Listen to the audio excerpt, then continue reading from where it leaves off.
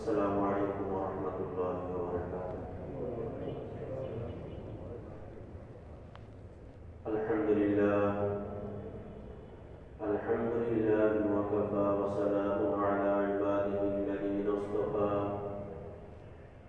أما بعد فأعوذ بالله من الشيطان الرجيم. بسم الله الرحمن الرحيم. سبحان الذي أسرى بعبده ليلا من المسجد الحرام إلى المسجد الأقصى الذي باركنا حوله لنريه من آياتنا إنه هو السميع البصير. وقال النبي صلى الله عليه وسلم: إن الله لا يقبل العلم انتزاعا ولكن يقبل العلم بقبض العلماء حتى إذا لم يبق عالما اتخذ الناس رؤوسا جهالا فسئلوا فأفتوا بغير علم فضلوا وأضلوا، أو كما قال النبي عليه الصلاة والسلام: اللهم صل على محمد وعلى آل محمد كما صليت على إبراهيم وعلى آل إبراهيم إنك حميد مجيد. اللهم بارك على محمد وعلى آل محمد كما باركت على إبراهيم وعلى آل إبراهيم إنك حميد مجيد.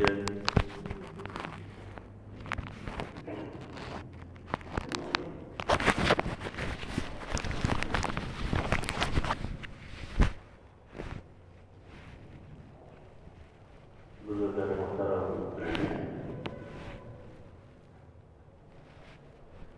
গত সপ্তাহে আমরা আলোচনা শুনতেছিলাম প্রিয় নবী সাল্লাল্লাহু আলাইহি সাল্লামের 63 বছরের জীবনে এক ঐতিহাসিক ঘটনা, মেরাজের ঘটনা। রজব মাস যেহেতু চলতেছে এবং অনেক ওলামা একরাম এই বিষয়ে একমত হয়েছে, মেরাজের এই ঘটনা সংঘটিত হয়েছিল রজব মাসে। সে লক্ষ্যে আমরা গত জুমাতে মেরাজ সংক্রান্ত বিষয়ে কিছু আলোচনা শুনছিলাম। তো আমরা আজ জুম্মার আলোচনায় মেরাজ সংক্রান্ত বিষয়ে আরো কিছু কথা রয়ে গেছে, যেগুলো খুবই জরুরি। ঘটনা তো অনেক লম্বা, কিন্তু যেগুলো বেশি জরুরি মনে করছি তার মধ্যে থেকে কিছু কথা আমরা শুনবো ইনশাআল্লাহ।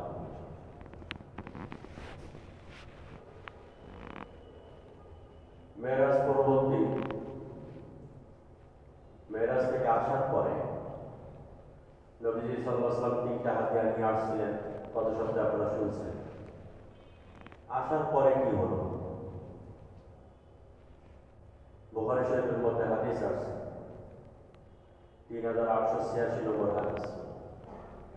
এই হাদিসের মধ্যে আসার পরবর্তী ঘটনা উল্লেখ আছে। মুসনাদ আহমদ বিন হাম্বল একটি হাদিস গ্রন্থ, হাদিসের কিতাব। এই হাদিসের মধ্যে মুসনাদ আহমদ বিন হাম্বলের মধ্যে 2819 নম্বর হাদিস, নবীজি সাল্লাল্লাহু আলাইহি ওয়াসাল্লাম মেরাজ পরবর্তী ঘটনা নিজে উল্লেখ করছেন। কি হয়েছে? হযরত ইবনে আব্বাস রাদিয়াল্লাহু আনহু থেকে বলুন, নবীজি সাল্লাল্লাহু আলাইহি ওয়াসাল্লাম যখন মক্কায় ফিরে আসেন ওই রাতেই, তো এক রাতের মধ্যে এত ঘটনা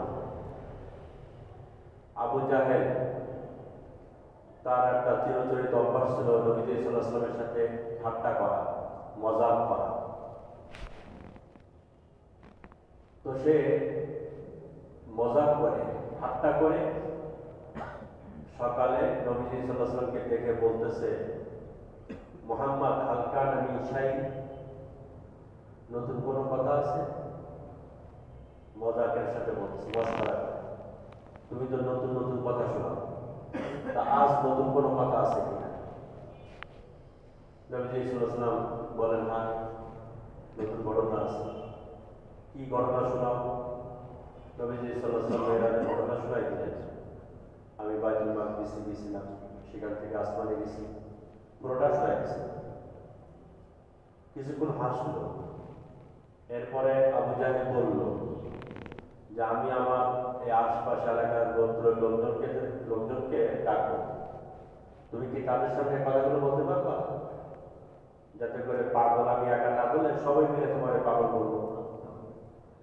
তো সবার সামনে কি এই কথাটাই বলতে পারবা? তো নবী সাল্লাল্লাহু আলাইহি ওয়াসাল্লাম অবশ্যই বলবো, আপনি ডাকেন তাদেরকে। তো আবু জাহেল বনু কাব এবং বনু লুয়াই এই গোত্রের সমস্ত মানুষদেরকে ডাকবো, নিজে ডাকবো, নবীজির উপকার করবো একসাথে। নবীজি নিজে যাইতেন, এই নিজে ডাকছে। ডাকার পরে এবার আবু জাহেল নবী সাল্লাল্লাহু আলাইহি ওয়াসাল্লামকে বলতেছে, বলো আমাকে যা বলছিলে এদের সামনে তুমি ওই কথাটাই বলো। নবীজি সাল্লাল্লাহু আলাইহি ওয়াসাল্লাম পুরো ঘটনাটা শোনাই দিলেন যে আমি হাতিমের মধ্যে ছিলাম, জিবরাইল আলাইহিস সালাম আসছিলেন, আমাকে বাইতুল মাকদিসে নিয়ে গেছেন, রাস্তায় এই হয়েছিল, এরপর আমি শামে তুলতে গেছি, এরপরে আসছি, এই হাদিয়া নিয়ে আসছে, সব শোনাই দিচ্ছে। এটা শোনার পরে কিছু মানুষ হাততালি দিত, কাঁপে, যাদের যা কাজ। বিচলিত হওয়ার কিছু নেই, আমরা অনেক সময় বিচলিত হয়ে যায়, আফসোস করি, অবাক হয়ে যায় যে ইসলামের কথা শুনে এরা এগুলো করে কি বলে, বলবে চিরচরিত হয়ে আসতেছে। এগুলো অসম্ভব কিছু না, আর এটা অবাস্তব কিছু না যে নতুন কোনো জিনিস ঘটতেছে, এমন না, এটা শুরু থেকে হয়ে আসতেছে। কোরআন হাদিসের কথা শুনলে কিছু মানুষ হাততালি দিবে, হাসি তামাশা করবে, এটা হয়ে আসতেছে। কিছু মানুষ মাথা চুলকাবে, হাদিসের মধ্যে এগুলো আছে, মাথা চুলকাবে, যে বলে এটা কয় এই সমস্ত অবান্তর কথা, আর কিছু হাততালি দিচ্ছে। যাও, এবার তারা জিজ্ঞাসা করলো যে তুমি যে বাইতুল মাকদিসে গেছিলে বললে, বাইতুল মাকদিস সম্পর্কে কিছু প্রশ্ন করবো? তো নবী সাল্লাল্লাহু আলাইহি ওয়াসাল্লাম বলেন, আপনারা বলেন কি বলতে চান, বলেন বাইতুল মাকদিস সম্পর্কে। বাইতুল মুকাদ্দাসের দূরত্ব হলো বাইতুল্লাহ শরীফ থেকে প্রায় 1600 কিলোমিটার, 1600 কিলোমিটার, 1500 কিলোমিটার। নবীজি সাল্লাল্লাহু আলাইহি ওয়াসাল্লাম কখনোই যান না সেখানে এর আগে। মক্কার লোক খুব কম সংখ্যক মানুষ সেখানে গেছে বাইতুল মাকদিসে। আর নবীজি সাল্লাল্লাহু আলাইহি ওয়াসাল্লাম যে গেছেন তাও এক রাতের মধ্যে 1500 ডবল গেছেন এবং আসছেন, 3200 কিলোমিটার এক রাতের মধ্যে। তাদের কাছে এটা অবাক লাগছে। ওরা আসমানটা পরে পাবেন, এই কম্পকে এটাই তো তাদের কাছে অবাক লাগছে, এটা কিভাবে সম্ভব? যাও, তো তারা বললো যে বাইতুল মাকদিস সম্পর্কে জিজ্ঞাসা করবো, কিছু তো বলেন। তো নবীজি সাল্লাল্লাহু আলাইহি ওয়াসাল্লামের কাছে জিজ্ঞাসা করবো বাইতুল মাকদিসের দরজা, জানালা কয়টা, দরজা কয়টা? কোনো জায়গায় যদি কেউ নতুন যায়, তাও রাতে, বিশেষ এক কাজে, যে ওই মসজিদে তার একটা জরুরি একটা মিটিং আছে, অল্প সময়ের জন্য, তাও 5-10 মিনিট। নবীজি বাইতুল মাকদিসে তো বেশিক্ষণ ছিলেন না, 2 টাকা নামাজ পড়ে চলে গেছে। একটা জরুরি কাজে 2-5 মিনিটের জন্য রাতে গেছেন, ওই মসজিদে একটা কাজ বলেন দেখি। ওই মসজিদে যাওয়ার পরে মসজিদের দরজা জানলা কয়টা সেটি করে নাকি জানতে পারবেন? আপনারা তো কোন একটা মসজিদে গেছে, অপরিচিত একটা জায়গা, রাতে একটা কাজে গেছেন, চলে আসছে, কি এইগুলা দেখে কয়টা জানলা আছে, কয়টা দরজা আছে, অথচ তারা এই প্রশ্ন করছে। নবীজি সাল্লাল্লাহু আলাইহি ওয়াসাল্লাম একটু টেনশন হলেন কিছু, কারণ উনি তো ও কাজে যান নাই, আর ওগুলো তো করেন দেখেন নাই, বলবেন কি করবে? আর এরা প্রশ্ন করছে এটা। তখন নবীজি সাল্লাল্লাহু আলাইহি ওয়াসাল্লাম যখন চোখ বন্ধ করলেন, মাথা নিচু করে চোখ বন্ধ করলেন। এই আমি দুইটা কিতাবের রেফারেন্স দিচ্ছি, দুইটা হাদিসের কিতাব, সহিহ রিওয়ায়াত, বুখারী শরীফের মধ্যে আছে। যখন নবীজি মাথা নিচু করলেন, চোখটা বন্ধ করলেন, তো নবীজি সাল্লাল্লাহু আলাইহি ওয়াসাল্লাম নিজেই বলতেছেন যে আমার চাচাতো ভাই আকিল, আকিলের বাড়ি হলো বাইতুল্লাহর পাশে। তো আমি চোখটা বন্ধ করার সাথে সাথে আমার চাচাতো ভাই আকিলের বাড়ি যেমন নিকটবর্তী, আল্লাহ তাআলা বাইতুল মাকদিসকে আমার সামনে এনে দিলেন। আকিলের বাড়িটা যেমন কাছে, বাইতুল মাকদিসটা ঠিক আমার এরকম নিকটবর্তী করে দিলেন, এবং আমি সচক্ষে সব কিছু দেখতে পাচ্ছি, বাইতুল মাকদিসের দরজা জানালা সব কিছু দেখতে পাচ্ছি। তো কাফেরদের যত প্রশ্ন ছিল আমি কেমন যেন সব দেখে দেখে সব বলে দিচ্ছি। তারা অবাক হয়ে গেছে। এবং এই গ্রুপের মধ্যে যারা এর আগে সফর করছে বাইতুল মাকদিসে, আমি বলছি আগে কিছু মনে কিছু, তো তারা চিৎকার দিয়ে উঠছে যে আল্লাহি ক্বাদ সাদাক, আল্লাহর কসমে সত্য কথা বলছে, আল্লাহর কসম মুহাম্মদ মিথ্যা বলার সুযোগ নেই। তো এরা জানে, আর এদের সাথে এদের হিসাবের সাথে মুহাম্মদ সাল্লাল্লাহু আলাইহি ওয়াসাল্লামের কথা মিলে যাচ্ছে, মিথ্যাবাদী বলতে পারতেছে। কেউ ঈমান আনবে না, সব কিছু দেখবে বুঝবে, তারপরও ঈমান আনবে না। হতভাগা হওয়া, সব কিছু দেখবে, বাস্তবতা সব কিছু দেখবে যে জালেমের পরিণতি কি হয়, তারপরও জুলুম ছাড়বে। যাব আল্লাহ, তো তারা চলে গেল যে মোহাম্মদ সত্য কথা বলছে, কিন্তু তাকে নবীর কথা মানলো না, চলে গেল, বিশ্বাস করল। হাদিসে এই পর্যন্ত আছে। এরপরে তাফসীরের কিতাবের মধ্যে, তাফসীরে ইবনে কাসীর আল্লামা ফখরুদ্দীন রাজি রাহমাতুল্লাহ আলাইহি ৫৫ নম্বর খণ্ড ১৪ নম্বর পৃষ্ঠা, এর মধ্যে আছে এই কাফেররা এই হাততালি দিতে দিতে চলে গেল, গিয়ে রাস্তায় হযরত আবু বকর সিদ্দিক রাদিয়াল্লাহু আনহুর সাথে দেখা। আবু বকর সিদ্দিক নবীজির বন্ধু, দোস্ত এবং প্রথম মুসলমান। আবু বকর সিদ্দিক রাদিয়াল্লাহু আনহুকে উনি এখনো শুনেন নাই নবীজির জবান থেকে, যে শুনছো আবু বকর কি হয়েছে, যে তোমার দোস্ত মুহাম্মদ কি বলতেছে শুনছো, কি বলছে? তো কাফেররা আবু বকর রাদিয়াল্লাহু আনহুকে পুরো ঘটনা শোনায় দিয়েছে যে উনি নাকি এই রাতে এখানে গেছেন, সেখানে গেছেন, এইগুলা করছেন। আল্লাহ আবু বকর সিদ্দিক রাদিয়াল্লাহু আনহু নবীজির জবান থেকে শুনেন নাই। আমি এই ঘটনাটা বা এই হাদিসটা বলার উদ্দেশ্য কি? উদ্দেশ্য এইটাই, ইমানদারের জন্য ইমানি পরীক্ষা হয় কিছু কিছু সময়। এটা একটা ইমানি পরীক্ষার সময়, সবসময় ইমানের পরীক্ষা হয় না, কিছু কিছু টাইমে আল্লাহ পরীক্ষা দেন। এর বিশ্বাসের গভীরতা কি পরিমাণ, এটা আল্লাহ দেখতে চান। আবু বকর সিদ্দিক রাদিয়াল্লাহু আনহু নবীজির জবান থেকে শুনেন নাই, কাফেরদের জবান থেকে শুনছেন। শোনার পরে কি বলতেছেন? তাফসীর ইবনে কাসীরের মধ্যে আছে, ইন কানা ক্বাদ ক্বালাহু সাদাকা, আল্লাহর কসম মুহাম্মদ যদি এই কথা বলে থাকে অবশ্যই সত্য কথা বলছে, অবশ্যই সত্য কথা বলছে। ওয়া ইন্না লা নুসাদ্দিকুহু আলা খাবরি সামা, তোমরা বলো মুহাম্মদ তো এটা সাধারণ একটা কথা বলছে, এর থেকে অদ্ভুত কথা, অবাক করা কথা আমরা বিশ্বাস করে নিয়েছি।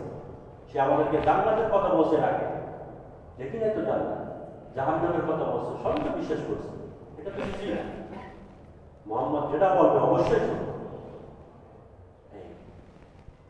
এটা আমাদের জন্য একটা বড় শিক্ষা, এই হাদিসটা মেরাজ পরবর্তী ঘটনা, এবং এই হাদিসটা আমাদের জন্য একটা বড় শিক্ষা। আমার ভাইরা, নবীজি সাল্লাল্লাহু আলাইহি ওয়াসাল্লামের হাদিস বা কথা যখন আমাদের কানে পড়বে, তখন এত চিন্তা করলে হবে না যে আমার যুক্তিতে আসতেছে না, না আমার তো হিসেবে ধরতেছে না, বাস্তবতার সাথে মিলতেছে না, কি না কয় হুজুররা, না ফেল, সে ইমানদারিতে ফেল করে। এটা ইমানি একটা পরীক্ষা, যে নবীজির কথা যখন কানে যাবে সাথে সাথে আমার বুঝে আসুক বা না আসুক, আমার বিবেকে ধরুক বা না ধরুক, এক বাক্যে বিশ্বাস করে দিতে হবে, হ্যাঁ এটাই সত্য, এর মধ্যে কোনো সন্দেহ নেই। এটা আমাদের জন্য একটা বড় শিক্ষা, এবং ইমানি পরীক্ষার সম্মুখীন হতে হবে বিভিন্ন সময়, সেখানে আমাদেরকে যে কোনোভাবে পাশ করতেই হবে। আল্লাহ এবং আল্লাহ রাসূলের কোনো কথা অস্বীকার করা তো দূরের কথা, অবিশ্বাস তো দূরের কথা, সন্দেহ করার সুযোগ নেই। নবীজি সাল্লাল্লাহু আলাইহি ওয়াসাল্লামের কথা যদি কেউ 99% বিশ্বাস করে, 99% 99 ভাগ বিশ্বাস করে, আর 1 ভাগ তার একটা সন্দেহ আছে নবীজির কথার উপর, ইমান থাকবে না। নবীজির কথা অবিশ্বাস করা আর সন্দেহ করা মানে কোরআনকে সন্দেহ করা। কারণ এই কোরআন কে দিচ্ছেন আমাদের সামনে? নবীজি দিচ্ছেন আমাদের সামনে। কোরআনকে আল্লাহ সরাসরি দিচ্ছেন নাকি? নবীজির মাধ্যমে। এখন নবীজিকে অবিশ্বাস করা মানে কোরআনকে অবিশ্বাস করা। নবীজি যদি ভুল বলতে পারেন তাহলে কোরআনের মতো ভুল থাকা স্বাভাবিক। যে নবী মিথ্যা কথা বলতে পারেন, কথার কথা নাউযুবিল্লাহ, ভুল বলতে পারেন, তাহলে কোরআনের মতো ভুল থাকতে পারে। এই জন্য ইমান এইটাই, ইমানি দাবি এইটাই, নবীজির প্রত্যেকটা কথা সত্য। আমার বিবেকে আসুক বা না আসুক, আমার বুঝে আসুক বা না আসুক, 100% সত্য, 99 ভাগ, 100% সত্য। এই হাদিস থেকে আমরা শিক্ষাটা পাবো। দ্বিতীয় নম্বর, মেরাজ পরবর্তী নবীজি সাল্লাল্লাহু আলাইহি ওয়াসাল্লাম আসার পরে, মেরাজ থেকে আসার পরে নবীজি সাল্লাল্লাহু আলাইহি ওয়াসাল্লাম সাহাবাদেরকে মেরাজের কিছু ঘটনা শোনান, সাহাবাদেরকে শোনাইছে। সেটা কি? যে আমি জান্নাত দেখছি, জান্নাতের নিয়ামত দেখছি, জাহান্নাম দেখছি, জাহান্নামের আযাব দেখছি। এই জান্নাত দেখেছি, জান্নাতের নিয়ামত, আল্লাহ তাআলার পক্ষ থেকে জান্নাতীদের যে অনুগ্রহ করবেন, দান করবেন, সেগুলো আমি সত্যকে দেখেছি। আর হলো জাহান্নাম, জাহান্নামের আযাব, সব কিছু দেখছি মেরাজে। এটা সাহাবাদেরকে জানাই দিয়েছে। এই হাদিসটা, এটা তাফসীর ইবনে কাসিরের মধ্যে আসছে, আমি বলতেছি হাদিস। এটাও আমাদের জন্য একটা বড় শিক্ষা। কি শিক্ষা? যে আমাদের প্রতিটা আমলের একটা জবাবদিহিতা আছে, এর একটা ফলাফল আছে, রেজাল্ট আছে। প্রতিটা আমল ভালো করি বা মন্দ করি। এই মেরাজের এই ঘটনা, জান্নাত দর্শন এবং জাহান্নাম দর্শন নবীজি যেটা করলেন এবং আমাদেরকে জানালেন, যে এটা আমাদের জন্য একটা বড় শিক্ষা হলো এটা, আমি যেটাই করি না কেন, ভালো করি আর মন্দ করি, এর ফল অবশ্যই আমাকে ভোগ করতে হবে এবং এই জবাবদিহিটা আমার সামনে থাকতে হবে, যে আমি অবশ্যই আল্লাহর সম্মুখে আমাকে হাজির হতে হবে এবং এর ফল আমাকে ভোগ করতে হবে, ভালো করি আর মন্দ করি। দেখেন পর্যায়ক্রমে নবীজি সাল্লাল্লাহু আলাইহি ওয়াসাল্লাম বলতেছেন, তাফসীর ইবনে কাসিরের মধ্যে আছে, 5 নম্বর খণ্ড 15 নম্বর পৃষ্ঠার মধ্যে আছে। হযরত জিবরাইল আলাইহিস সালাম নবীজিকে জিজ্ঞাসা করতেছেন, হাল সাআলতা রাব্বাকা আন ইউতিয়াকাল হুরাল ঈন? হে মুহাম্মদ, আল্লাহর বন্ধু, আপনি কি আল্লাহর কাছে জান্নাতের নিয়ামত দেখতে চাইছিলেন? দেখতে চাইছেন আল্লাহর কাছে? দাবি জানাইছেন যে হুর দেখবেন? নবীজি সাল্লাল্লাহু আলাইহি ওয়াসাল্লাম, না, আমি আল্লাহর কাছে দোয়া করছি, আমি জান্নাতের নিয়ামত দেখতে চাই, হুর দেখতে চাই। তখন জিবরিল আলাইহিস সালাম বলেন, আনতালিক ইলা হাউলাই ফাসাল্লিম আলাইহিন্না, এইদিকে যা, এই জান্নাতের এই এরিয়াতে যা, এইদিকে গিয়ে যাদেরকে দেখবেন এদেরকে আপনি সালাম জানান। এরা সব জান্নাতের হুর, গিলমান, জান্নাতের নিয়ামত, জান্নাতি নিয়ামত, এগুলো আপনি এদেরকে আপনি সালাম জানান। ফাসাল্লিম আলাইহিন্না, আপনি তাদেরকে সালাম দেন। এই তাফসীর কিতাবের মধ্যে আছে। তো নবীজি জান্নাত, জান্নাতীদের যে নিয়ামত আল্লাহ দিবেন সেগুলো দেখে আসছে। জাহান্নামের সামনে গেছেন, জাহান্নামের ফেরেশতা দারোগা, জাহান্নামের গেটে যে ফেরেশতা আছে, জান্নাতের গেটে যে ফেরেশতা, ওই ফেরেশতার নাম হলো রিজওয়ান। আর জাহান্নামের গেটে যে ফেরেশতা আছে, ওই ফেরেশতার নাম মালিক। তো নবীজি সাল্লাল্লাহু আলাইহি ওয়াসাল্লাম জাহান্নামের ফেরেশতার সামনে গেছেন, সালাম দিয়েছেন। তাফসীর কিতাবের মধ্যে আছে, ইবনে কাসিরের মধ্যে সালাম দিয়েছেন। তো প্রত্যেক ফেরেশতা, নবীগণ নবীজি সাল্লাল্লাহু আলাইহি ওয়াসাল্লামকে সাধুবাদ জানাইছেন, মোবারকবাদ জানাইছেন, হ্যাঁ, হাস্যোজ্জ্বল চেহারায়। কিন্তু এই একজন ফেরেশতা কেবল নবীজি সাল্লাল্লাহু আলাইহি ওয়াসাল্লামের সালামের উত্তর দিয়েছেন ঠিক, কিন্তু কোনো হাসি খুশি বা হাস্যোজ্জ্বল চেহারা এটা ছিল না। নবীজি সাল্লাল্লাহু আলাইহি ওয়াসাল্লাম এটা জিবরাইল আলাইহিস সালামকে জানিয়েছেন যে এই মালিক, জাহান্নামের যে ফেরেশতা দারোগা, তার চেহারার মধ্যে আমি কোনো হাসি খুশি দেখলাম না, আমাকে যেভাবে রিসিভ করলো সেটা আমার কাছে পছন্দ হয় না, ভালো মনে হয় না। তখন জিবরাইল আলাইহিস সালাম বলছিলেন, এটা কিন্তু তাফসীর ইবনে কাসিরের মধ্যে আছে, তখন জিবরাইল আলাইহিস সালাম বলছেন, ইয়া রাসূলুল্লাহ, এই মালিক, এই ফেরেশতাকে আল্লাহ তাআলা যখন থেকে সৃষ্টি করছেন, সেই সৃষ্টির পর থেকে আজ পর্যন্ত তিনি কখনোই হাসেন না। উনি যখন থেকে দেখছেন যে জাহান্নাম আছে, জাহান্নামের আযাব আছে, এই আযাব দেখার পর থেকে আজ পর্যন্ত কখনো তিনি হাসেন না। ওনার মুখে তো হাসিই নাই। এই জাহান্নামের আযাব দেখে হাসি শেষ হয়ে গেছে। কিতাবে আছে, এই কথাটা আপনারা পারলে মুখস্থ রাখেন যে মুমিন পুলসিরাত পার হওয়ার আগ পর্যন্ত,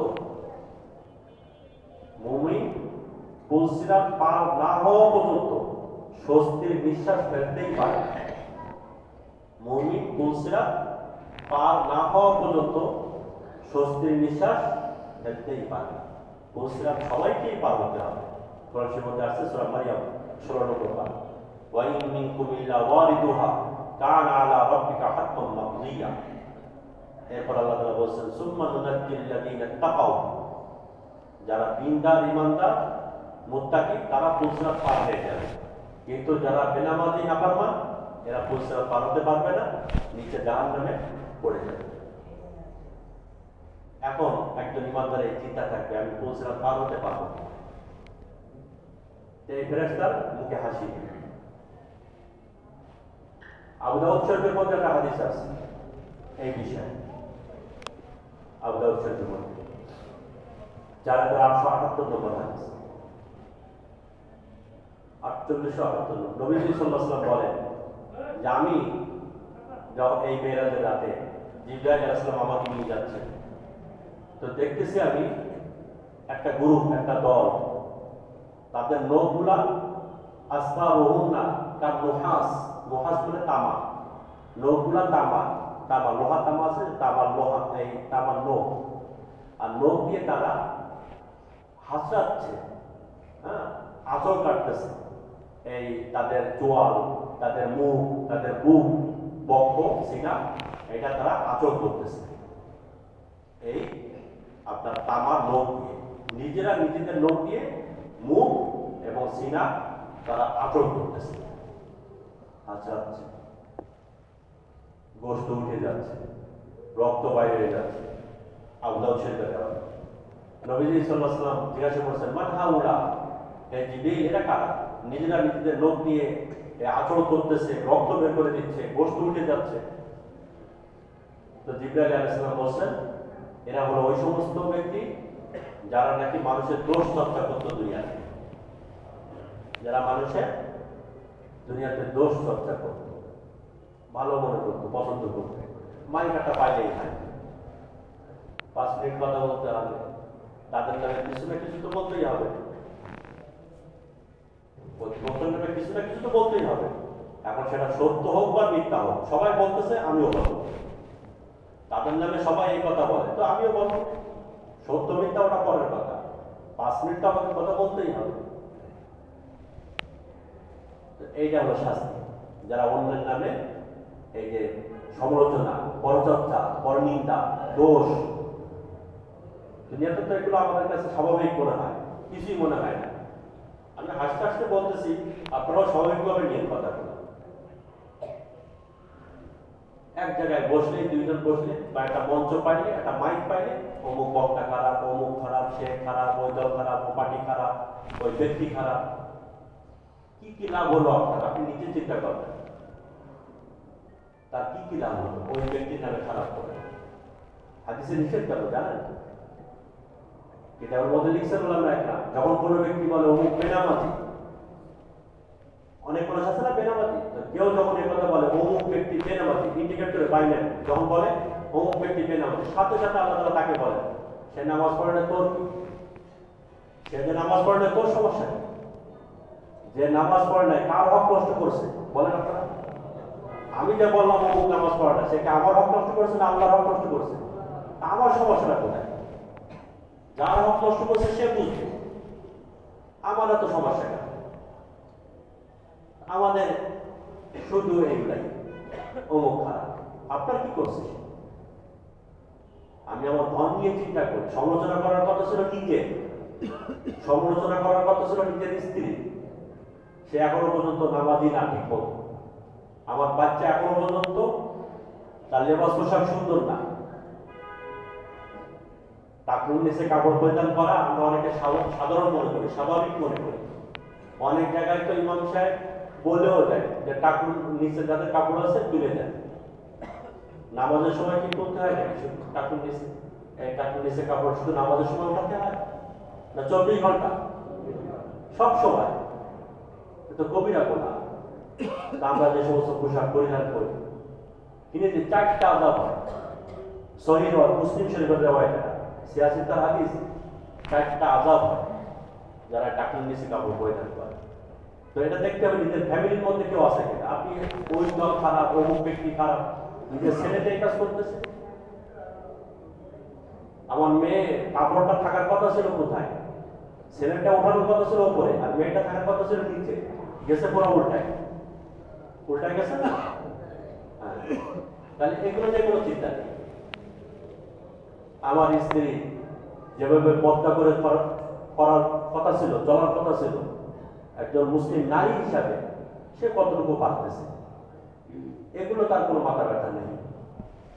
নাউযুবিল্লাহ। যাও তো আমার ভাইরা, আবু দাউদ শরীফের মধ্যে নবীজি সাল্লাল্লাহু আলাইহি ওয়াসাল্লাম বলেন তাদের আযাব হবে না যারা অন্যের দোষ চর্চা করে। এরপরে আরেক জায়গায় নবীজি সাল্লাল্লাহু আলাইহি ওয়াসাল্লাম গেছেন, তো তাদের কি দেখছেন? নবীজি সাল্লাল্লাহু আলাইহি ওয়াসাল্লাম দেখতেছেন যে বুতুনুহুম কাল বুয়ুত, তাদের পেটটা হলো ঘরের মতো বড়, মটকার মতো পেট, বড় পেট। বুয়ুত, বুয়ুত মানে ঘর। ইবনে মাজার মধ্যে আসে, এটা সিয়াসিতার হাদিস। ইবনে মাজার 2273 নম্বর হাদিস, 2273 নম্বর হাদিস, সিয়াসিতার হাদিস, যে তাদের পেটটা হলো বুয়ুত, বুতুনুহুম কাল বুয়ুত, তাদের পেটটা হলো একটা ঘরের মতো। ফিহাল হাইয়াত, এবং তার মধ্যে সাপ ঘুরতেছে, বিষাক্ত সাপ ভরা পেটের মধ্যে। তুরা মিন যাহিরি বুতুনি, তুরা মিন খারিজি বুতুনি, বাইরে থেকে সাপগুলো দেখা যাচ্ছে, কেমন যেন উপরের কপারটা গ্লাস আছে, কাঁচ, তো বাইরে থেকে তার পেটের যে সাপ ঘুরতেছে এটা দেখা যাচ্ছে। নবীজি এই সমস্ত ব্যক্তিদেরকে দেখছেন মেরাজে, সিয়াসিতার হাদিস। তো জিবরিল আলাইহিস সালামকে জিজ্ঞাসা করছেন, মান হাউলা, ইয়া কারা? পেটটা এত বড় আর পেটের মধ্যে এইভাবে সাপ ছেড়ে দেওয়া ঘুরতেছে। তো জিবরিল আলাইহিস সালাম বলছেন, আপনার উম্মতের মধ্যে ওই সমস্ত ব্যক্তিরা আকালাতুর রিবা, যারা সুদ খাইতো, যারা সুদ খাইতো। এর ব্যাখ্যা তো আপনারা ভালো বলতে পারবেন না আমার থেকে হয়তো।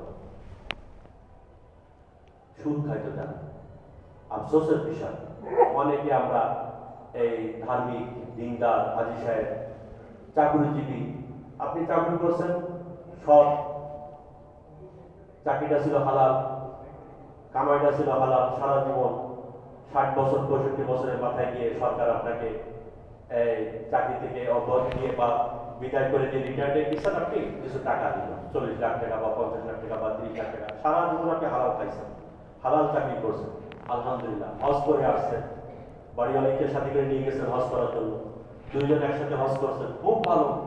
এবার শেষে গিয়ে কি করলো? এই যে সরকার 40 লক্ষ টাকা দিছে, ওই টাকাটা ব্যাংকে দিয়েছে।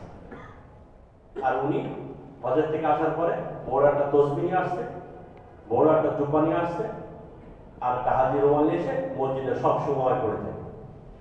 আপনারা কেউ নাকি অনেক জায়গা আছে এরকম, সব সময় মসজিদ ওই তসবিহ, 200 টাকা বা 1000 টাকা তসবিহ, জুব্বা একটা লম্বা, দেখলে তার মনে হয় ইনি হলো খতিব সাহেব। সারা মাসের মধ্যে আর মসজিদ থেকে তেমন একটা বাইরে হয় না। জিজ্ঞাসা করছেন, চাচা আপনি করেন নাকি সংসার? না, আল্লাহ চালায়, রিজিক আল্লাহ দেয়। কিভাবে আল্লাহ দিচ্ছেন শুনুন আমাদেরকে দেখি। পরে বলে, ওই যে সরকার যেটা দিয়েছিল ব্যাংকে রাখছি, প্রত্যেক মাসে মাসে সেটা নিয়ে আসে, ওই যে সুদ যেটা দেয় ওইটা উনি নিয়ে আসে। এইরকম মানুষ শেষ বয়সে এসে হারাম খাচ্ছে, সারা জীবন তো ভালো ছিল, সুদ খাওয়া হচ্ছে। তো এই কাজ যারা করবে তাদের পরিণাম এরকম হবে। নবীজি বলে দিয়েছেন আমাদের, খারাপ কাজ করলে এই হবে, ভালো কাজ করলে এই হবে, আমি দেখে আসছি। আল্লাহ। এরপর নবীজি আর একটু সামনে গেছেন, যাওয়ার পরে দেখতেছেন যে তুকরাদু শিফাহুম, এটা মুসনাদ আহমদ বিন হাম্বলের মধ্যে আছে রিওয়ায়াতটা। এই ঘটনার পরিপ্রেক্ষিতে মুসনাদ আহমদ বিন হাম্বলের হাদিস, 12,211 নম্বর হাদিস, 12,211 নম্বর হাদিস। নবীজি সাল্লাল্লাহু আলাইহি ওয়াসাল্লাম বলেন, আমি আবার একটা এলাকায় গেলাম, একটা সাইডে গিয়ে দেখলাম তুকরাদু শিফাউহু বিমাকারিজি মিনান নার, জাহান্নামের কেউসি, আগুনের কেউসি। কেউসি বোঝো তো? কেউসি বলে তো নাকি? হ্যাঁ, কেউসি দিয়ে তাদের ঠোঁট কাটা হচ্ছে, এই ঠোঁট কেটে ফেলা হচ্ছে। আবার জায়গায় চলে আসতেছে ঠোঁট, আবার কেটে ফেলা হচ্ছে, আগুনের কেউসি কেটে ফেলা হচ্ছে, এই কাউসি দিয়ে কেটে ফেলা হচ্ছে ঠোঁট। নবীজি অবাক হয়ে গেলেন যে আগুনের কাউসি দিয়ে ঠোঁট কাটা হচ্ছে, আবার লেগে যাচ্ছে। জিবরাইল আলাইহিস সালামকে জিজ্ঞেস করলেন, এটা কার? তো জিবরাইল আলাইহিস সালাম বলেন, হাউলাই খুতাবাউ উম্মতিকা মিন আহলি দুনিয়া, আপনার উম্মতের মধ্যে যারা বক্তা ছিল, দুনিয়াদার বক্তা, এই হলো সেই বক্তা। দুনিয়া খুতাবা মানে খতিব, খতিব মানে বক্তা, যারা ভাষণ দিত, তারা হলেন মিন আহলি দুনিয়া, যারা দুনিয়াদার, টাকা ছাড়া কিছু বুঝতো না, টাকার জন্য গন্ডগোল। সুবহানাল্লাহ, সুবহানাল্লাহ। আমরা তো কম দিলেন, হ্যাঁ, আসলাম কম দিলেন, 60,000 টাকা দেওয়ার কথা ছিল, 50,000 টাকা দিলেন, 10,000 টাকা জন্য বন্ধ করতেছে। এই হাদিসে স্পষ্ট আছে, মিন আহলি দুনিয়া, দুনিয়াদার খতিব, তাদের ঠোঁট কাটা হবে, ঠোঁট কাটা হবে। কি জন্য গেছে লস করতে? উদ্দেশ্যটা কি ছিল? আল্লাহ তাআলা খবর রাখেন না, ইয়ামুরুনা নাসা বিল বির, হাদিসের মধ্যে আছে, তারা মানুষদেরকে সৎ কথা বলতো, ওয়ায়ানসাউনা আনফুসাহুম, নিজেদেরকে ভুলে যায়, নিজেদের ইমান বলে চিন্তা করতো না। রাত 1টা 2টা পর্যন্ত যদি কেউ ওয়াজ করে, ফজরের নামাজ পড়বে কিভাবে? জামাতের সাথে নামাজ কি শুধু মুসল্লিদের পড়তে হয়? বক্তার পড়া লাগবে না? বক্তার জামাতের সাথে নামাজ পড়া কি মাপ আছে না? সবাইকে পড়তে হয়। তা যিনি 1টা 2টা পর্যন্ত এই কাজ করলেন, নামাজ পড়বেন কিভাবে? সে যে সুন্নত তরফ করে যাচ্ছে প্রতিনিয়ত, সুন্নত অনেক ইমামের নিকটে এটা হলো জরুরি, সুন্নতে মুআক্কাদা, অনেকে বলছে ওয়াজিব, জামাতের সাথে নামাজ পড়া তো হয় না। অনেক ইমামগণ বলছেন জামাতের সাথে নামাজ না পড়লে তার নামাজই হয় না। অনেক ইমাম, হানাফি মাযহাবে না, কিন্তু অনেক ইমাম বলছে তো জরুরি। তো যারা এই কাজ করতেছে, এটা নিষেধ না, এটা ভালো জিনিস, ওয়াজ মাহফিল ভালো জিনিস, কিন্তু এই সিস্টেম দরাদরি, কষাকষি, এটা নিয়ে ঝগড়া, টাকাটাই মুখ্য উদ্দেশ্য, আমল বাদ দিয়ে, মানুষকে কষ্ট দিয়ে, এখানে 300 মানুষ ওয়াজ করতেছে, মাইক দেওয়া 1 কিলোমিটার দূরে, শীতকালে এমনি পুরা এলাকা নীরব হয়ে যায়, নিস্তব্ধ হয়ে যায়, রাত 8টা 9টার পরে হয়ে যায় না, মানুষ বিশ্রাম নেয়, ছোট বাচ্চারা ঘুম পড়ে, বয়স্ক মানুষ ঘুম পড়ে, আরাম করে, মাইক একটা জোরে আর চিৎকার করতেছে। আমার মতো ওয়াজ করলে তো কেউ টাকা দিবে না, এ ওয়াজ চলবে না মাঠে, আমি যা বলতেছি কোনো জায়গায় চলবে না। ওরা তো চিৎকার করতে হবে, টেবিলে হাসতে হবে, লাফায় উঠতে হবে মাঝে মধ্যে, তারপরে না টাকা দিবে মানুষ। তো এইগুলো যখন করবে, তখন মানুষ ঘুম পড়বে কি করবে? সেই সময় মানুষ কনসিড পড়বে কি করবে? তো এইগুলা আমরা করতেছি। হাদিস শরীফের মধ্যে আসছে, বুখারী শরীফের হাদিস, 100 নম্বর হাদিস, পুরো 100 নম্বর, আপনার দেখবেন হাদিসটা পড়ার দরকার আমাদের এই হাদিসটা, পুরো 100 নম্বর হাদিস। নবীজি সাল্লাল্লাহু আলাইহি ওয়াসাল্লাম বলেন, আল্লাহ তাআলা এলেমকে উঠাই নেবেন দুনিয়া থেকে। সাহাবায়ে কেরাম বলেন, এলেম আবার উঠে যাবে কিভাবে দুনিয়া থেকে? নবীজি সাল্লাল্লাহু আলাইহি ওয়াসাল্লাম বলেন, ইন্নাল্লাহা লা ইয়াকবিদুল ইলমা ইনতিজাম, এইভাবে নিয়ে উঠাই নিয়ে যাবেন এরকম না, ওয়ালাকিন ইয়াকবিদুল ইলমা বিকবজিল উলামা, আল্লাহ তাআলা দুনিয়া থেকে এলেমকে উঠাই নেবেন কিভাবে? বড় বড় আলেমরা দুনিয়া থেকে চলে যাবে, দুনিয়াতে আর এলেম থাকবে না। বড় বড় আলেম, বিখ্যাত আলেম, প্রসিদ্ধ আলেম, গভীর জ্ঞান রাখে, এই ধরনের আলেম দেশ থেকে আস্তে আস্তে চলে যাবে, পৃথিবী থেকে চলে যাবে। আমাদের দেশে দেখেন বড় বড় আলেম ওলামা আস্তে আস্তে চলে যাচ্ছে, আর সেই ধরনের অভিজ্ঞ আমরা এখন বর্তমানে গলাবাজি, নাউজুবিল্লাহ, হ্যাঁ, আওয়াজে সেরা, একটা যেমন এগুলো ছিল না। আপনারা যারা বয়স্ক মুরব্বী তারা বুঝবেন, আপনারা ছোটবেলায় এই ধরনের মাহফিল দেখছেন কখন?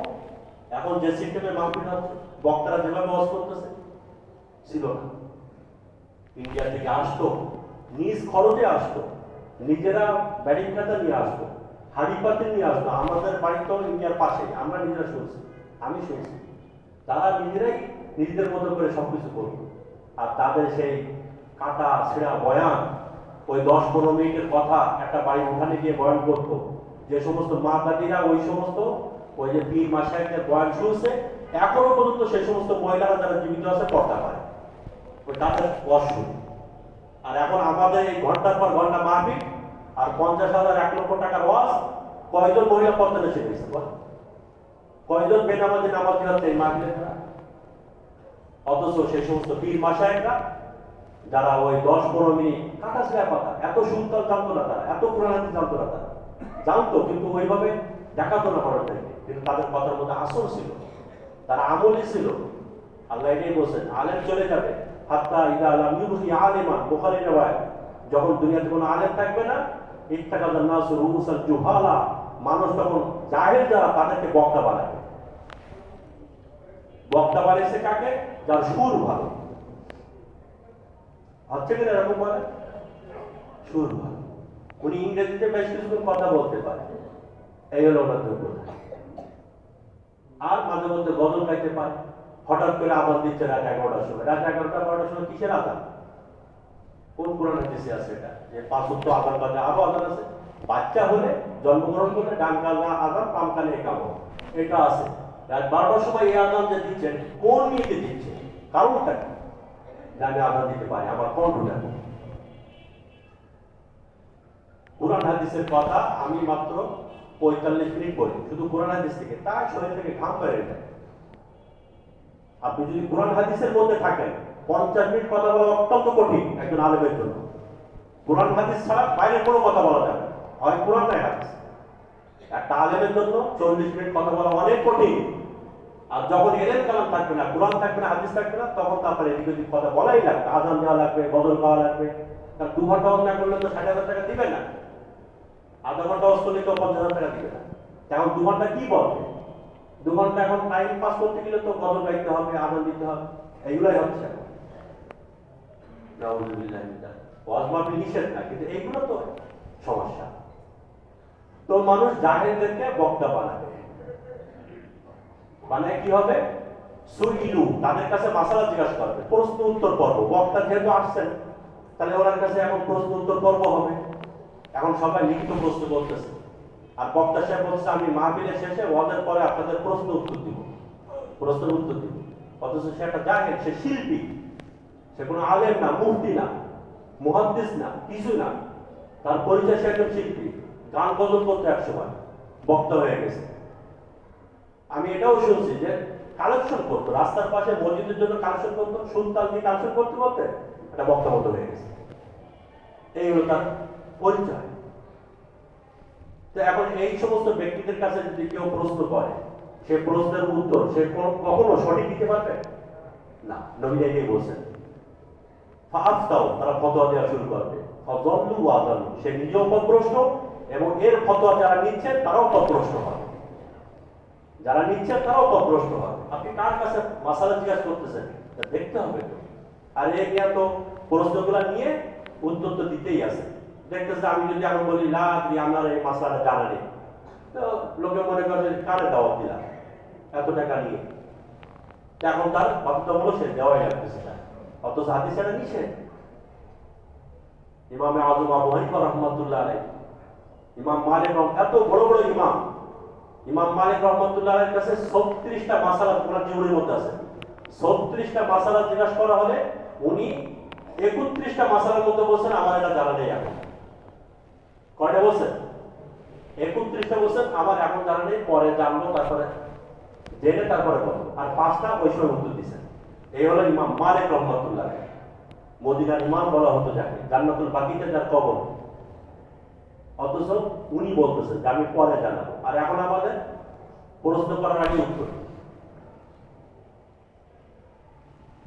গোমরা হয় মানুষ। তো নবীজি সাল্লাল্লাহু আলাইহি ওয়াসাল্লাম বলেন তাদের ঠোঁট কেটে দেওয়া হবে, যারা ক্ষতি বক্তা, এলেম নেই, কিছু নেই, মানুষদেরকে এইভাবে গোমরা করতেছে। আল্লাহ আমাদের আরো নবীজি অনেক কিছু দেখছেন, এই আযাব, বিভিন্ন শ্রেণীর আযাব। যারা জিনা করছে দুনিয়াতে, ব্যভিচারী, তাদের কি আযাব হবে? হ্যাঁ, যারা আল্লাহর রাস্তায় খরচ করতো না, যারা কোরআনের হক আদায় করতো না, তাদের কি আযাব? আমি সেদিকে যাচ্ছি না, তো নবীজি সাল্লাল্লাহু সত্যকে দেখে জানাইছেন। তো এই হাদিস থেকে আমরা এই শিক্ষা নিতে পারি যে দুনিয়ায় আমরা যা করতেছি এর ফল আমাদেরকে ভোগ করতে হবে, এবং যদি নেকামল করি আল্লাহ তাআলা এর দান এবং এর নিয়ামত অবশ্যই আমাদেরকে আল্লাহ দান করবেন জান্নাতের মধ্যে। আমরা সব পাবো আল্লাহ তাআলার পক্ষ থেকে। নবী সাল্লাল্লাহু আলাইহি ওয়াসাল্লাম থেকে আসছেন, আমাদেরকে জানাই দিয়েছেন নেকামল করছো আল্লাহ দিবেন, গুনাহ করছো আল্লাহ সাজা দিবেন। তৃতীয় নম্বর, এই মেরাজের ঘটনা থেকে নবীজি আমাদেরকে আরেকটা শিক্ষা দিয়েছেন, সেটা হলো যে শরীয়ত যুক্তি তর্কের নাম না। আমাদের জ্ঞান খুবই সীমিত, আমাদের জ্ঞান খুবই সীমিত। আমি এটা আজকে বিস্তারিত বলবো না যে আমাদের জ্ঞান কেন সীমিত। আমরা অনেক কিছু জানি না, অনেক কিছু জানি না। আমাদের নবীজি সাল্লাল্লাহু আলাইহি ওয়াসাল্লামকে আল্লাহ তাআলা পূর্বের ইলম দিয়েছেন, পরবর্তী ইলম দিয়েছেন। আমাদের নবীজিকে পূর্বের জমানার জ্ঞান, পরবর্তী জমানার জ্ঞান আল্লাহ তাআলা নবীজিকে দিয়েছেন, আমাদের নবীজিকে। অথচ নবীজিকে বলছেন আমি আপনাকে খুব কম জ্ঞান দান করছি। আমাদের নবীজিকে আল্লাহ কি বলতেছেন? আমি আপনাকে খুব কম জ্ঞান দান করছি। নবীজিকে বলতেছেন কম জ্ঞান, আর যাকে আল্লাহ দিয়েছেন পূর্বের এলেন, পরবর্তী এলেন। তাহলে আমরা কি পরিমাণ জ্ঞান পাইছি? আগামীকাল কি হবে কেউ বলতে পারবো? আমরা আর আসরের পরে কি হবে কেউ বলতে পারবো? অথচ নবীজি সাল্লাল্লাহু আলাইহি ওয়াসাল্লাম সামনে দাজ্জাল আসবে, ইয়াজুজ মাজুজ আসবে, এগুলো কে জানাইছেন আমাদেরকে? নবীজি সাল্লাল্লাহু আলাইহি ওয়াসাল্লাম। পরবর্তী এলেন, পূর্বে বিভিন্ন নবীদের ঘটনা নবীজি আমাদেরকে জানিয়েছেন, পূর্বের এলেন, পরবর্তী এলেন। ওনাকে আল্লাহ বলছে আপনাকে কম এলেন দিয়েছে। তাহলে আমাদের জ্ঞান খুবই সীমিত। আল্লাহ তাআলার জ্ঞান হলো অপরিসীম। আল্লাহ তাআলা জ্ঞানী, সর্বশক্তিমান। কোন জিনিসের ব্যাপারে আল্লাহ তাআলা অক্ষম না, এটা আমাদের বুঝতে হবে। এবং শরীয়তের কোন হুকুম আহকাম মাসালা এটা যুক্তির বাইরে না। শরীয়তের কোন হুকুম আহকাম যুক্তির বাহিরে না, তবে যুক্তির ঊর্ধ্বে। যুক্তির ঊর্ধ্বে কোন মাসালার মধ্যে যুক্তি, প্রথমে যুক্তি দিয়ে ওই মাসালাকে যাচাই করা এটা ঠিক না, এটা ঠিক না, এটা ইমানদারের কাজ না। সর্বপ্রথম আল্লাহর হুকুমের মধ্যে যুক্তি ব্যবহার করছে কে? আল্লাহ হুকুম দিয়েছেন আর এর মধ্যে যুক্তি খাটাইছে যে আমার যুক্তি তো আসতেছে না। এটা সর্বপ্রথম করছে কে? শয়তান, ইবলিস। সে ভালো ছিল, সে ভালো ছিল, ফেরেশতাদের শিক্ষক ছিল, মুআল্লিমুল মালায়েকা ছিল। আল্লাহ বলছেন সিজদা করো, আদম আলাইহিস সালামকে সিজদা করো। সে বলতেছে আমার যুক্তি তো আসে না। বললেন আপনি এটা তারা বানালেন মাটি দিয়ে, আমারে বানালেন আগুন দিয়ে। তা আগুন মাটির সামনে নত হয় না, মাটি নিচে থাকে, আগুন তো ঊর্ধ্বমুখী। আমি তাদের চিন্তা করবো এই তো আমার যুক্তিতে আসতেছে না। তো তার যুক্তিতে আসে না, আসে নাই, সেটা করেছিল না। তা আল্লাহর হুকুমের সাথে যুক্তি খাড়া করা যাবে না। আমরা এই যে চামড়ার মোজা ব্যবহার করতেছি, চামড়ার মোজা, উজু যদি ভেঙে যায়, আমরা যখন উজু করি মাসা করে কোন জায়গায়? চামড়ার মোজার উপরে না নিচে? হ্যাঁ, উপরে ব্যবহার, মাসা করি উপরে। তা কমপক্ষে উজু ছিল পুরোটা ধোয়া, তারপরে মাসা করলে নিচে না মাসা করার কথা? উপরে মাসা করতেছে। মোজার নিচে বেশি ময়লা লাগে না উপরে বেশি ময়লা লাগে? নিচে না বেশি ময়লা, তো উপরে মাসা করতেছে। যুক্তি তো সব জিনিস আসবে না। মিনাতে আমরা যে যাই, হাজী সাহেবরা যায়, 8ই জিলহজ মিনাতে থাকে, 5 ওয়াক্ত নামাজ পড়ে, কোন যুক্তিতে? কিসের কারণ? মিনায় কাজটা কি হাজীদের? বলেন, হাজী সাহেব যারা গেছেন, হাজী ওমরা যারা করছেন এরা বলতে পারবেন না, হাজী সাহেবরা বলতে পারবেন। মিনাতে 8 তারিখে কোনো কাজ আছে? কোনো কাজ নেই। দিন পার করা, খাওয়া, নামাজ কালাম পড়া, দিনটা পার করে দাও। রাতের বেলা ঈশার পরে নিয়ে যায়, কেউ পরের দিন সকালে চলে যাওয়ার পর কোনো কাজ নেই।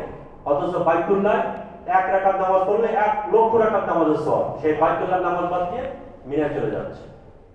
এবং মিনায় যাওয়া ওয়াজিব না, মিনায় যাওয়া ফরজও না, ওয়াজিবও না, কিন্তু সবাই চলে যাচ্ছে কোথায়? মিনায়। কাজও নেই, কিছু নেই। ওলামা ইকরাম বলেন ওই 8 তারিখে বাইতুল্লাহ নামাজ পড়লে যা নেকি হবে, হাজী সাহেবরা মিনায় গিয়ে নামাজ পড়লে তার থেকে বেশি নেকি হবে। কেন? সে নবীজি সাল্লাল্লাহু আলাইহি ওয়াসাল্লাম বলছেন, সে নবীজির হুকুমকে পালন করছে। এখানে যুক্তি খাড়া করে না, যেন মিনায় কাজ নেই, কাম নেই, অযথা মিনায় যাবো কি করতে? আমি বাইতুল্লাহ নামাজ পড়ি, হারাম শরীফে নামাজ পড়ি না, ও যুক্তি দেখানো যাবে না। সাবা মারওয়া বাইতুল্লাহ আমরা যেত একটা ঘর তওয়াফ করা কি ফায়দা? সব জায়গায় যুক্তি না। উজু ভাঙতেছে কোথায়, পরিষ্কার করতেছি কোন জায়গায়? বায়ু যদি সরে উজু ভেঙে যাচ্ছে, আমরা দুই কোন জায়গায় মুখ ধুই, মুখ কি অন্যায় করবো? মুখ ধুবো কেন, গুলি করবো কেন? বাতাস বেরিয়েছে একদিক দিয়ে, আমি মুখ ধুচ্ছি, কারণটা কি? তো আমার বড় উদ্দেশ্য এটাই যে সব জায়গায় যুক্তি খেলা করা যাবে না। এই মেয়েরাদের একটা বড় শিক্ষা হলো এটা। আপনার কাছে যদি যুক্তিযুক্ত নাও মনে হয়, নবীজি বলছেন 1600 কিলোমিটার হারাম শরীফ থেকে বাইতুল মাকদিস আসা যাওয়া করছেন, 3200 কিলোমিটার, 3200 কিলোমিটার প্রায় এক রাতের মধ্যে নবীজি গেছেন আর আসছেন। এটা তো গেল। এরপর প্রথম আসমান, যে দ্রুত 500 বছরের রাস্তা। কত বছরের রাস্তা? এরপরে প্রথম আসমান থেকে দ্বিতীয় আসমান 500 বছরের রাস্তা। এরপরে দ্বিতীয় আসমান থেকে তৃতীয় আসমান 500 বছরের রাস্তা। এরপরে সপ্তম আসমান থেকে আরশ আজিম। আরশ আজিম কোথায়? 8টা জান্নাত, 8টা জান্নাতের উপরে হলো আরশ আজিম। 8টা জান্নাত ক্রস করে পার হয়ে তারপরে আল্লাহ নবী কোথায় গেছিলেন? আরশ আজিমে চলে গেছিলেন। এক রাতের মধ্যে জান্নাত দেখছেন, জাহান্নাম দেখছেন, এত কিছু হয়ে গেল। এখন যদি বলেন না আমার তো বিবেকে আসতেছে না, সন্দেহ করলে সে আর ইমানদার থাকতে পারবে না। যুক্তিটা আসলে তো ভালো, যুক্তিটা যদি না আসে কোনো সমস্যা নেই, সব জিনিস যুক্তিটা আসবে না। নবীজি বলছেন ব্যাস। আবু বকর সিদ্দিক কি বলছিলেন? ইনকানা ক্বাদ ক্বালাহু সাদাক। এই কথা আমার যুক্তিতে আসুক বা না আসুক, মুহাম্মদ যখন বলছে অবশ্যই সত্য, অবশ্যই সত্য, কোনো সন্দেহ নেই। এই জন্য মেয়েরাদের একটা বড় শিক্ষা হলো এটা, যে সব জিনিস আমাদের বিবেকে আসবে না, কিন্তু নবীজি সাল্লাল্লাহু আলাইহি ওয়াসাল্লাম বলছেন এটা মেনে নেওয়া। আর চতুর্থ নম্বর যেটা আমি 1 মিনিট 2 মিনিটের মধ্যে বলে শেষ করতেছি, সেটা হলো নবীজি সাল্লাল্লাহু আলাইহি ওয়াসাল্লামের সম্মানকে বৃদ্ধি করা হয়েছে এই মেরাজের মাধ্যমে। সম্মানকে বৃদ্ধি করা হয়েছে। হযরত মুসা আলাইহিস সালাম কত চাইছিলেন, কোন সময় আছে না সূরা আরাফের 143 নম্বর আয়াত, আল্লাহ আমি আপনাকে দেখতে চাই, আপনার সাথে সবসময় কথা বলি। কার সাথে কথা বলি আন্দাজে দেখা যায় না, একটু দেখি। আল্লাহ তাআলা বলেন যে না, আমাকে দেখা সম্ভব না। অথচ আমাদের নবীজি সাল্লাল্লাহু আলাইহি ওয়াসাল্লাম মুসা আলাইহিস সালামকে আল্লাহ বলেছিলেন তুমি পাহাড়ের কাছে যাও, পাহাড়ের দিকে তাকাও, দেখো কমপক্ষে পাহাড়ের দিকে তাকায় সহ্য করতে পারো কিনা। আল্লাহ তাআলা নূরের তাজাল্লি, জ্যোতি, আল্লাহ নিজের জ্যোতিকে পাহাড়ের উপরে ফেলাইছেন, মুসার উপরে না, কার উপরে? পাহাড়ের উপরে ফেলাইছেন। মুসা আলাইহিস সালাম পাহাড় চুরমার হয়ে গেল। খররা মুসা সাইকা জালাহু দাকা, পাহাড় চুরমার হয়ে গেল আর মুসা আলাইহিস সালাম সাথে বেহুশ হয়ে গেছে। ফালাম্মা আফাকা, মুসা আলাইহিস সালাম যখন হুঁশ ফিরল, মুসা আলাইহিস সালামের, উনি বললেন সুবহানাল্লাহ, আল্লাহ আপনি পবিত্র, তুবু তুইলে আমি তওবা করতেছি, এরকম দাবি আর করব না, পারলেন না। অথচ আমাদের নবী সাল্লাল্লাহু আলাইহি ওয়াসাল্লামকে আল্লাহ তাআলা সশরীরে জাগ্রত অবস্থায় সরাসরি আল্লাহ তাআলা এবং আমাদের নবী এরকম মুখোমুখি কথা বলছেন। মুখোমুখি, এটা হলো নবীর সম্মান। এই মেরাজের মাধ্যমে আল্লাহ তাআলা প্রকাশ করছেন এবং সমস্ত নবীদের ইমামতি করছেন বাইতুল মাকদিসে। বছরে কত সপ্তাহে? এটা হলো নবীদের মর্যাদাকে আল্লাহ তাআলা এই সমস্ত ঘটনার দ্বারা আমাদের নবীদের সম্মানকে আল্লাহ তাআলা বৃদ্ধি করছেন। আল্লাহ তাআলা শুকরিয়া আদায় করি। আল্লাহ তাআলা আমাদেরকে এমন এক রব দান করছেন যে রব আমাদের প্রতিপালক, এবং এমন একজন নবী আমাদেরকে আল্লাহ দান করছেন যে নবী লক্ষাধিক লক্ষ লক্ষ নবীর মধ্যে শ্রেষ্ঠ নবী, মহানবী, সৈয়দুল আম্বিয়া উম্মত হওয়ার আল্লাহ তাআলা আমাদেরকে তৌফিক দান করছেন। আল্লাহ তাআলা মৃত্যুর আগ পর্যন্ত আমাদেরকে আল্লাহর হুকুম, প্রিয় নবী সাল্লাল্লাহু আলাইহি ওয়াসাল্লামের সুন্নাত মোতাবেক জীবন যাপন করার আল্লাহ তাআলা আমাদের সবাইকে তৌফিক দান করুন।